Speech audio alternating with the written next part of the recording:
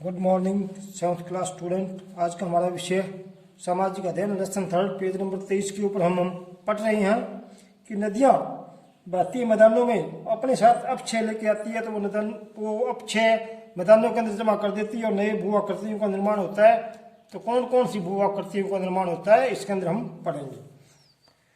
जब नदी मैदानी क्षेत्र में पहुंचती है तो इसका बहाव अपेक्षाकृत धीमा हो जाता है और यहाँ पर नदी घाटी यू आकार की दिखाई देती है, यानी वहाँ पर यू आकार की नदी घाटियाँ बन जाती है।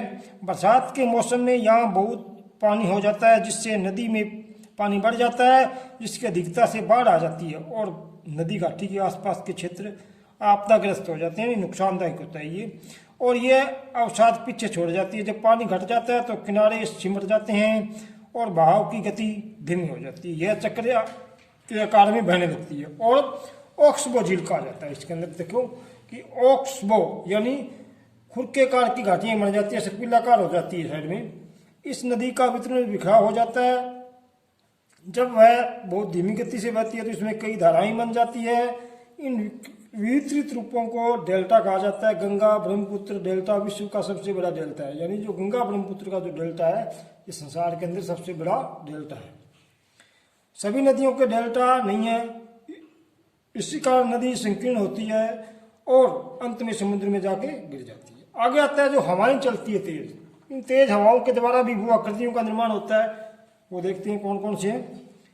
हवाओं का सबसे अधिक प्रभाव रेगिस्तान या मरुस्थल में पड़ता है। ये बहुत शक्तिशाली पवनें होती है। मरुस्थलीय धाराओं सिंह गर्म एवं सिंह ठंडे हो जाते हैं। ये मरुस्थल के अंदर जो भी धरातल है, धरातलों के ठीक ऊपर वायु गर्म होती है और यहाँ पर मशरूम चट्टानें पाई जाती है। मशरूम चट्टानों के लिए सहारा रेगिस्तान बहुत प्रसिद्ध है। जब हवाओं का वेग कम होता है या इसके रास्ते में कुछ बाधाएं आ जाती है तब ये इसका रुकावट हो जाती है, शीश का कुछ भाग थम जाता है, अतिचित्र हो जाता है। इसके उदाहरण रेत के टीले हैं। जैसे हवा ही दोबारा चलती है, रेत अन्य स्थान पर टीले बना देती है और इस कारण वहां पर रेत के टीले स्थान बदलते रहते हैं। आगे आता है जिस प्रकार ये आकृति के अंदर रेत के टीले दिखाई दे रहे हैं, ये रेगिस्तान के अंदर बहुतायत पाए जाते हैं। आगे आता है जो लहरें होती है, समुद्री लहरें, इसके द्वारा भी कुछ आकृतियां बनती है, वो देखते हैं। समुद्री लहरें इसके सबसे श्रेष्ठ माध्यम है। ये बहुत तीव्र गति से आगे आती रहती है। जहाँ तटों के पास चट्टानी होती है वहां पर अपना प्रभाव डालती है।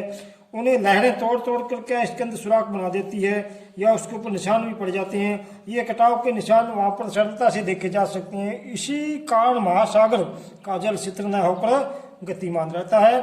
इंग्लैंड की चाक चट्टान इसका एक उदाहरण है। भारत के पश्चिम तटों पर इस प्रकार के कुछ चट्टानें पाई जाती है। ये तरंगे इतनी शक्तिशाली होती है कि निरंतर चट्टानों से टकराती रहती है और उन चट्टानों को पीछे धकेलती रहती है, उनके अंदर कटाव करती रहती है। ये लहरें चट्टानों से इस प्रकार टकराती है कि पत्थर भी कटने लगते हैं और गुफाओं जैसे रूप बन जाते हैं। इन पर केवल छत्ती रहती है और ये पानी के टीले जैसी दिखती है। आती हुई लहरों पर वस्तुओं का बहन आगे तथा ऊपर की ओर होता है और लौटती हुई तरंगे नीचे तथा पीछे की ओर होती है। ये तरंगे हजारों किलोमीटर तक यात्रा करती है। वायु की गति बढ़ने के साथ इनका आकार बढ़ता है और जैसे ये तरंगे महासागर के तट पर पहुंचती है तो इनकी गति वहां पर कम हो जाती है। इस प्रकार रेत बदरी समुद्र तट पर जमा होते रहते हैं और ये समुद्र तट से दूर संकीर्ण चट्टानों का गठन करते रहते हैं। कभी कभी समुद्र में रेत तट पर संकलन हो जाती है और इससे दलदल या छिछली झील कहते हैं, यानी समुद्र के किनारों पर दलदल सी जमा हो जाती है। उसको दलदल अथवा छिछली झील कहा जाता है।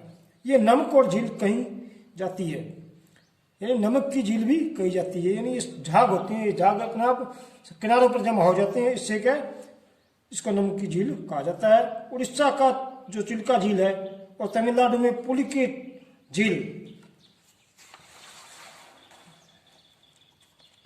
छिछली झील के उदाहरण है। केरल के तट पर भी कई छोटी छोटी या दलदल या छिछली झीलें पाई जाती हैं। आगे आता है ग्लेशियर निर्मित भू आकृतियां। जो ग्लेशियर होते हैं बड़े बड़े, उनके पिघलने से कौन सी आकृतियां बनती है, क्या कुछ होता है वो पढ़ेंगे।